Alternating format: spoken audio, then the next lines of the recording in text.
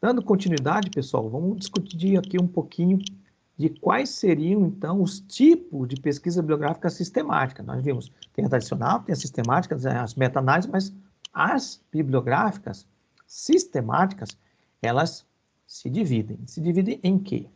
Se divide em levantamento bibliométrico, mapeamento bibliográfico, revisão bibliográfica e, às vezes, aparece, dependendo do autor que vocês estejam usando, vai aparecer ali a meta-análise também. Mas eu repito, a meta-análise não precisa passar por esse processo sistemático de eleição dos artigos. Tá? Acabamos de ver a questão de que pode até não ser completo. Um dos aspectos de uma pesquisa bibliográfica tradicional pode ser essa questão de não ser completa, mas eu posso, com esses materiais, ainda fazer uma meta-análise. Então, a meta-análise entra aí como o concurso, principalmente bibliométrico, mapeamento e revisão. Então, vocês vão encontrar, normalmente, o mapeamento, ele vem com as palavras overview ou mapping, em inglês, obviamente, né? E a revisão, panorama, review ou survey. São as palavras que mais próximas estão ali de cada uma desses tipos de pesquisa sistemática. Vamos falar um pouquinho sobre elas. Aqui nós temos um aspecto interessante. De um lado, nós estamos analisando a análise dos metadados, tá? Então, a gente tem, do lado esquerdo, a levantamento bibliométrico, ele trabalha muito mais nesses quantitativos, ou seja, muito mais em largura e mais no nível dos metadados, das informações que não entram especificamente no contexto do conteúdo do artigo. Do lado direito, a gente vê o contrário, que à medida que eu vou evoluindo, eu tenho menos análise de metadados e mais análise de conteúdo, que vai na profundidade do que está sendo feito, qual técnica, como ela está sendo aplicada, qual análise que eu faço desses resultados e como que eu apresento. Então, o bibliométrico é muito mais quantitativo em cima de metadados. Mapeamento e revisão já começa a entrar num nível de profundidade maior, até que eu chego na meta-análise e eu tento dar profundidade e revisar todos os conteúdos de um conjunto de trabalhos originais, desculpa. Não sei se perceberam, então, à medida que eu vou para o bibliométrico, é mais abstrato. À medida que eu vou para a revisão e para a meta-análise, eu estou aprofundando muito mais no conteúdo específico. Então, vamos falar especificamente do bibliométrico. Depois a gente fala dos demais. O levantamento bibliométrico, ele identifica e quantifica aspectos da produção bibliográfica dentro de uma determinada área. O que nós estamos falando aqui? Aspectos demográficos, basicamente. Tá? Então, são estatísticas gerais, de interesse geral da comunidade científica, qual o país que está pesquisando mais a fundo, tem algum autor, tem algum local de publicação, tem os artigos, eles têm muitos autores, tem poucos autores. São essas informações que, às vezes, eu nem entro no nível do que é a publicação especificamente. Eu nem entro no nível de como que está sendo feita aquela publicação. Até porque, quando eu falo levantamento bibliométrico, ele meio que sugere que eu vou encontrar uma quantidade bastante ampla de textos. Então, não dá para ficar aprofundando, eu vou na parte mais quantitativa mesmo.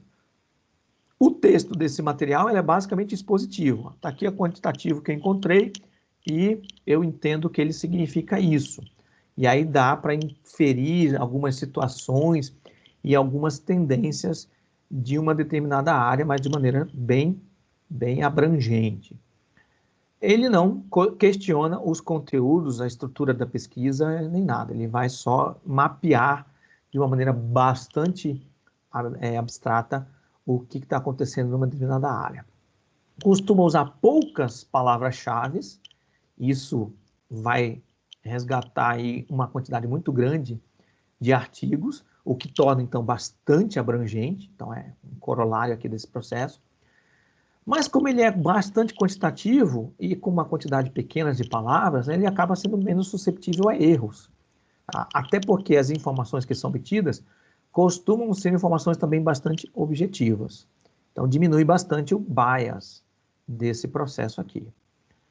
Se foca em itens mensuráveis objetivamente, então, quem são os autores, qual é o país, que data, como é que está crescendo, se está diminuindo, onde que é o local de publicação, se é o tipo aplicado, se essa busca ela está sendo feita principalmente no título, então eu não aprofundo no abstract, não aprofundo na introdução, não aprofundo no texto.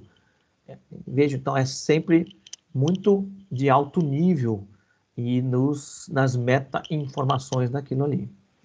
Por sua vez, ela fica menos focada no conteúdo, pois não costuma fazer uma leitura, um estudo aprofundado. Então, eu não sei exatamente, é no país tal, mas eu não estou aprofundando que técnica está sendo usada. Ele vem crescendo, tá, mas eu não sei qual técnica especificamente dentro daquele contexto está crescendo. Fica só com indicativos mais genéricos daquela área. Eu já mostrei esse gráfico que mostra um crescimento, é o crescimento da área. E onde que eu estou colocando as informações aqui bibliométricas? Me interessa qual é o país que está crescendo mais. O foco é nos Estados Unidos. Em segundo lugar, ali a Inglaterra. Entendeu? Então, batendo o olho, eu já vejo onde que está sendo feita discussão sobre realidade virtual. Aqui está dizendo que é nos Estados Unidos. Tá bom? Esse é o tipo de informação que se tem de uma pesquisa bibliométrica. Outro exemplo foi uma pesquisa bibliométrica que nós fizemos no Brasil, também sobre realidade virtual. Aqui a gente estava procurando analisar uma informação bem mais recente e questionando a terminologia. Qual é a terminologia que melhor representa a área? É realidade virtual? O ambiente virtual? E nos principais veículos de publicação, no caso ACM e I3E. Então, em 2012, nós fizemos só esse levantamento quantitativo. Aqui nós temos, vocês podem ver ali no gráfico, milhões de dados.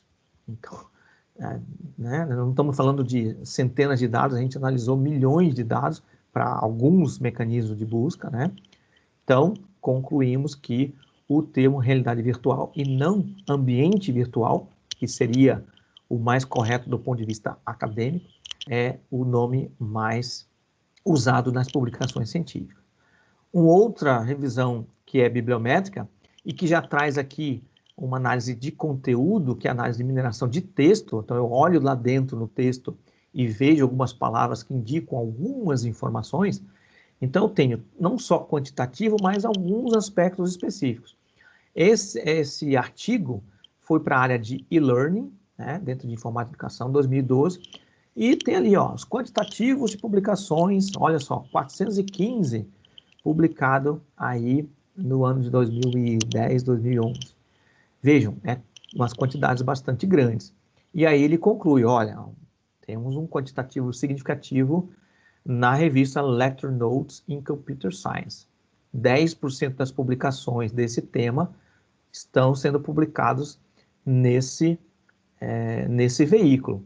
Isso indica uma informação importante. Quem estiver procurando e-learning deve procurar lá no Lecture Notes in Computer Science. Esse é o tipo de resultado que uma pesquisa bibliométrica traz. Repito, esse artigo específico já entra para o mapeamento, mas a informação bibliométrica aqui traz esse resultado. Outro mapeamento com pesquisa bibliométrica foi de 2016, aqui na área de gamificação. Tem vários gráficos, justamente porque eu tenho bibliometria e mapeamento ao mesmo tempo, então me permite chegar a identificar os tópicos mais frequentes. Os tópicos mais frequentes de gamificação na educação é sobre avaliação, é sobre mudanças atitudinais, é sobre mudanças cognitivas, é sobre a eficiência do processo, é sobre o engajamento que a gamificação traz ao processo. Opa, já consegui entrar em algumas palavrinhas ali dentro, mas isso já é a parte de mapeamento. A parte quantitativa, que é a bibliométrica, eu tenho ali, curvas mostrando que determinados temas estão crescendo, quantitativos gerais mostrando que a área como um todo está crescendo. Eu nem estou sabendo qual foi o resultado lá da pesquisa sobre a avaliação de gamificação, se deu positiva, se deu negativa, como é que foi a estrutura da pesquisa, para qual tipo de sistema. Não estou entrando nesse aspecto aqui, mas eu identifiquei que esse elemento tem uma quantidade bastante grande e que teve ali em 2013 um afluxo de publicações dentro dessa temática, por exemplo.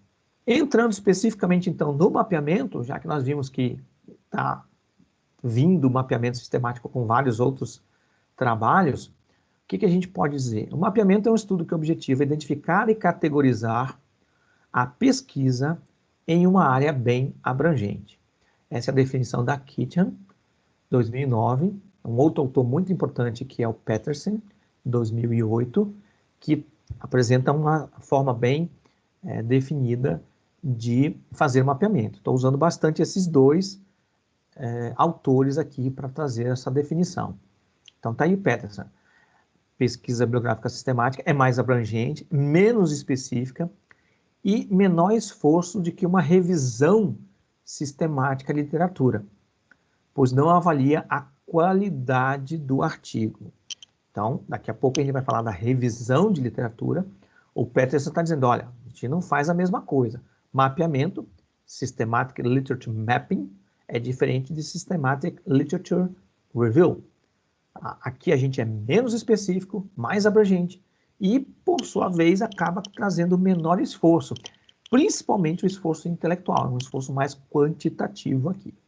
A frase de busca é menor do que a da revisão, entretanto, ela é maior do que a bibliométrica. A gente vai sentir isso quando a gente começar a fazer. É mais quantitativa e considera uma maior quantidade de artigos do que a revisão.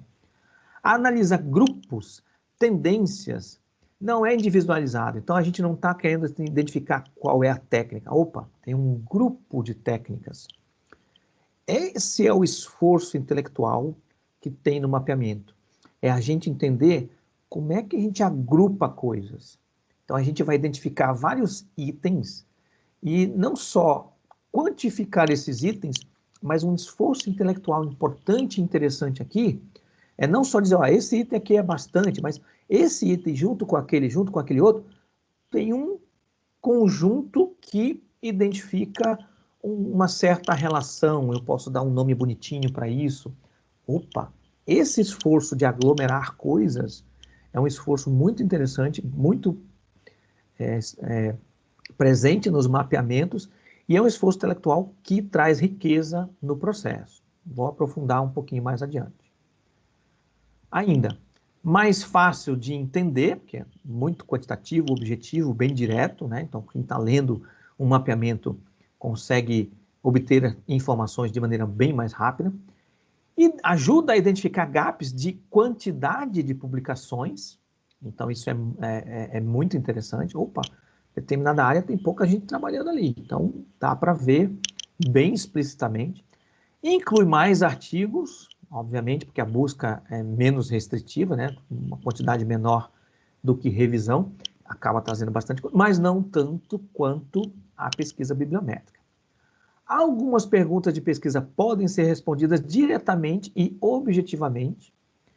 Então, perguntas de pesquisa, por exemplo, típicas de bibliométrica, a área está crescendo?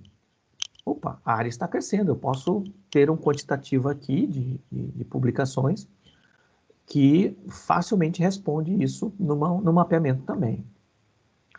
Produz ou usa uma classificação estruturada. Um esforço intelectual interessante aqui seria tentar classificar as coisas que se obtém. Essa nomenclatura, essa busca de classificar, de trazer taxonomia ou ontologia para essa área, é um esforço intelectual que é valioso para o mapeamento. Frequentemente se apresenta como um mapa, por isso que é mapeamento. Não só vários gráficos simples com barras e gráficos de pizza, mas tem um gráfico muito importante que é o mapa de bolhas, que costuma aparecer. O Petersen faz uma defesa muito interessante que eu vejo que é bastante pertinente. O mapeamento deveria ser feito como uma fase anterior ao de revisão, Systematic Literature Review. Então ele coloca o mapeamento como uma etapa anterior, também ajuda na maturidade ao entendimento da área, também ajuda a você, já que você fez uma classificação, depois você olhar para aquele nicho de uma determinada classe e aí então fazer uma revisão. Essa é a grande defesa que o Petersen faz. A Kithan não contradiz, entendeu? E então ele sugere que é um contínuo. Você pode estar fazendo uma bibliométrica, aí depois vem um mapeamento e depois, olha, dá até para chegar numa revisão, obviamente, se você tiver tempo. Né? Aqui tem tempo e recurso que tem que ser analisado. Aqui tem o processo como um todo, tá? Que vem no artigo do Petersen em 2008. Então, tem várias etapas. Para ser sistemática, nós temos que explicitar, evidenciar as várias etapas. Né? Então, ele traz esses diversos momentos, tá? O que tem que ser feito, o que se espera de resultado. O resultado de uma etapa é a entrada para a próxima etapa. Então, o Petersen traz toda uma sistemática de como executar um mapeamento. Por isso, então, é um mapeamento sistemático. Então, você tem que aderir a esses vários momentos, essas várias etapas. E uma etapa muito importante é a etapa de coleta de dados e essa tentativa de criar uma classificação, um esquema, uma apresentação da área. Que muitas vezes as pessoas estão fazendo mapeamento, acabam se perdendo. O que é esse mapeamento? É você tirar as informações dos artigos. Ali ele fala para se focar somente no abstract. Abstract, você consegue tirar algumas palavras relevantes e com essas palavras relevantes começar a criar um esquema de classificação que talvez não exista na área. Você pode reutilizar alguns que já existam, mas você pode também, à medida que você vai coletando coisas que você percebe que estão acontecendo dentro de uma área, você começa a criar classificações, começa a criar classes e gerar um esquema geral. E aí, então, esse esquema geral, apresentado na forma de um mapa, na forma de um conjunto de chaves, esse é o trabalho intelectual mais interessante e valioso dentro do processo de mapeamento sistemático. E, por sua vez, é o mais susceptível a erro. Todo o resto do processo é bastante objetivo, bastante quantitativo, bastante fácil de reproduzir, objetivo. Aqui você começa a colocar um pouco de interpretação do que você está vendo no abstract, interpretação de como é que você junta essas coisas todas, certo? Então, aqui entra um trabalho mais intelectual, que, por sua vez, pode ser questionado, porque não é objetivo, e pode, eventualmente, trazer junto com ele um problema de erro. Está suscetível a erro porque é a interpretação de alguém. Mas eu vejo que aqui eu tenho uma contribuição intelectual bastante importante. Tá? Esse é o grande resultado de um mapeamento sistemático. Vários conjuntos de informações, mas trazer essa visão geral através de esquemas de classificação é o que defende o artigo do Petersen lá de 2008. Aqui está, então, uma das formas, um dos mapas que o Petersen defende de apresentar os resultados. Ele elegeu aqui 3 eixos. Nesses eixos, ele apresentou algumas características, alguns aspectos que ele identificou na pesquisa dele como sendo importante. É esse aqui a classificação que ele criou eventualmente. Pode ser que algumas ele esteja reutilizando de algum outro texto, de alguma classificação clássica na área. Só que quando ele cruza os dados, ele começa a ver claramente que se tem ali algumas interseções que são significativas. Esse tipo de gráfico permite fazer algumas interseções e evidenciar algumas situações. Por exemplo, como é um gráfico de bolha, nessa interseção aqui, tem vários artigos, tem 21 artigos que ele encontrou que tem essas duas temáticas, que relaciona essas duas temáticas. Então, essas duas temáticas estão muito presentes na literatura. Esse é o tipo de resultado que a gente tem.